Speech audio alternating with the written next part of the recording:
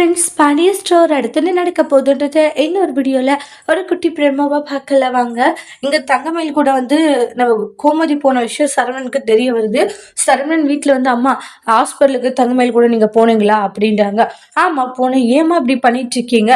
அவள் எனக்கு தேவையே இல்லைன்னு முடிவெடுக்கும் போதெல்லாம் நீங்கள் அவள் கூட இருந்த என்னமா அர்த்தம்ன்றாங்க. அப்போ அவளுக்கு டெலிவரி ஆகிற வரைக்கும் கூட இருக்க போறீங்க. ஆமாடா, தங்கமயிலுக்கு டெலிவரி ஆகிற வரைக்கும் நான் அவள் கூட தான் இருக்க போறேன். இப்போ உனக்கு என்ன பிரச்சனைன்றாங்க. அம்மா ஏமா இப்படி பண்ணிட்டு இருக்கீங்க? அவ நம்மளுக்கு துரோகம் பண்ணவன்றாங்க. டேய், துரோகம் பண்ணவளா இருந்தாலும் அவ வயித்துல வளருது நம்ம வீட்டு வாரிசு, எப்படி அதை விட சொல்றாங்க. அதுக்காக அவ கூட ஹாஸ்பிட்டலுக்கு போற, நல்லா பேசிட்டு இருக்க, அதுவும் டெலிவரி ஆகுற வரைக்கும் கூட இருப்பேன்னு சொல்ற. இதெல்லாம் என்னமா நியாயம்ன்றாங்க. இங்க பாரு, சும்மா தேவையில்லாம நீ அது இதுன்னு காரணத்தை சொல்லிட்டு இருக்க. உன்னாலெல்லாம் என்னால சுயநலமா இருக்க முடியாதுடான்றாங்க. என்ன இருந்தாலும் அவ நம்ம வீட்டு வாரிசை சுமந்துட்டு இருக்கா. அவ யாரோட உதவியுமே இல்லாம தனியா வாழ்ந்துகிட்டு இருக்கா. தனியா எல்லா விஷயங்களும் செய்யறாடான்றாங்க.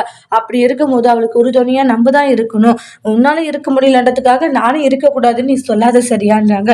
எப்படி வந்து பாத்துக்கணுமோ நான் பாத்துக்கிறேன்றாங்க. நல்லபடியா நான் வந்து பிரசவம் ஆகுற வரைக்கும் அவ கூட தான் இருப்பேன். உன்னால என்ன பண்ண முடியுமோ பண்ணிக்கோன்றாங்க. கேட்டுட்டு ஷாக் ஆகுறாங்க சரண்யா. அம்மா தேவையில்லாம வந்து நீ இந்த மாதிரி பண்ணிட்டு இருக்கம்மா. ஏன்னா நான் வேணான்ற ஒண்ணு நீங்க சேர்த்து வைக்கணும்னு நினைக்கிறீங்க பாருங்கம்மா, இது ரொம்பவே தப்பான ஒரு விஷயமான்றாங்க. ஏன் தான் நீங்க இப்படி எல்லாம் பண்ணிட்டு இருக்கீங்களோ எனக்கு தெரியலம்மா அப்படின்றாங்க. நான் என்னடா தப்பு பண்ணிட்டு இருக்கேன்? நான் எதுவும் பண்ணல, நான் சரியா பண்ணிட்டு இருக்கேன். சரவணா, நீ தப்பு மேல தப்பு பண்ணிட்டு இருக்க. நீ ஒழுங்கா இருக்க பாரு. உனக்குன்னு ஒரு குழந்தை வரப்போகுது. ஆனா அதை விட்டுட்டு சும்மா தேவையில்லாம அந்த பொண்ணு கூடயே இருந்தேன்னு வச்சுக்கோங்க, எனக்கு கெட்ட கோவம் வந்துடும்டான்றாங்க. நானும் பூனா கூட்டன்னு பார்த்தா எப்ப பார்த்தாலும் அவ கூட சுத்திட்டு இருக்க. உனக்கே அசிங்கமா இல்லைடா சரவணான்றாங்க. இன்னும் உனக்கும் மயிலுக்கும் விவாகரத்து கூட ஆகல, அதுக்குள்ள இன்னொரு பொண்ணுச்சு.